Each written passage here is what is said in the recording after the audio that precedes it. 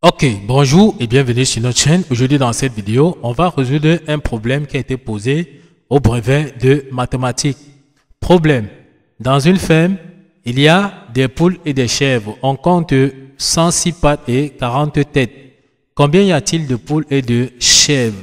Donc restez jusqu'à la fin de la vidéo parce que nous allons essayer d'expliquer ceci de la manière la plus simple possible. On commence donc par le déroulement de la solution. On déroule donc déjà la solution de notre problème. Ok, voici donc le déroulement de la solution. On commence donc à la première étape par le choix des inconnus. On rappelle que la question c'est combien y a-t-il de poules et de chèvres? Donc on veut le nombre de poules et de chèvres. Selon l'ordre d'apparition, on va dire soit x le nombre de poules. Donc on va dire tout simplement soit x. Donc, soit x le nombre de poules et soit y le nombre de chèvres. Donc, soit y le nombre de chèvres. Une fois que nous avons donc fini de définir le choix des inconnus, on passe à la deuxième étape qui est la mise en équation. On relie encore le problème. Dans une ferme, il y a des poules et des chèvres. On compte 106 pattes et 40 têtes. Ça veut donc dire qu'on commence donc ici par 40 têtes. Donc, on a 40 têtes. On regarde bien en image, voici nos poules et voici nos chèvres. On voit que la poule a une tête et la chèvre a une tête. On dit qu'on a compté le nombre de têtes, ça nous a donné 40 têtes. Donc on va dire tout simplement que x plus y est tout simplement égal à 40. Donc on dit tout simplement ici que x plus y est égal à 40. Une fois que nous avons donc ceci, ça veut dire que nous avons donc la première équation. On met donc tout simplement ici équation 1. On continue la lecture. On a dit que dans la ferme, il y a des poules et des chèvres. On compte le nombre de pattes. On a compté le nombre de pattes. Ça a donné 106 pattes. Or, si on revient donc sur l'image que nous avons dessinée, la poule a combien de pattes? La poule a 2 pattes. Et la chèvre a 1, 2, 3, 4 pattes.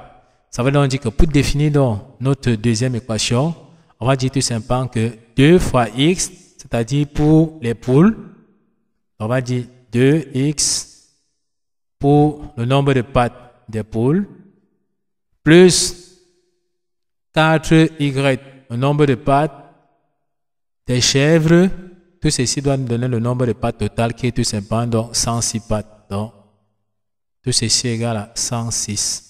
Ça nous donne tout simplement la deuxième équation. On voit qu'on a un système. Nous avons donc un système de deux équations à deux inconnus qu'il va falloir résoudre. On va résoudre donc ce système en utilisant la méthode par combinaison.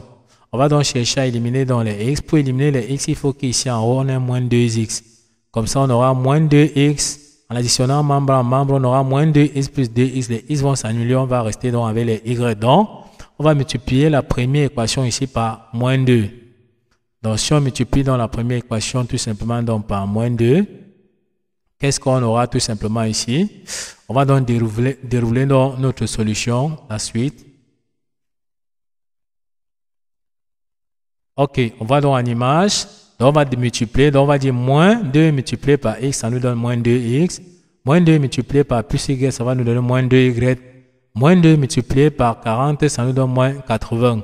Et on recopie tout simplement dans la deuxième équation qui n'a pas changé, qui est 2x plus y est égal à plus 4y est égal à 106. En addition membre à membre, comme nous avons dit, moins 2x plus 2x, on va comme nous avons dit, ça donne tout simplement donc 0. On aura donc tout simplement 0. On additionne moins 2y plus 4y, on voit que ça nous donne 2y. Et on additionne moins 80 plus 106, ça nous donne 26.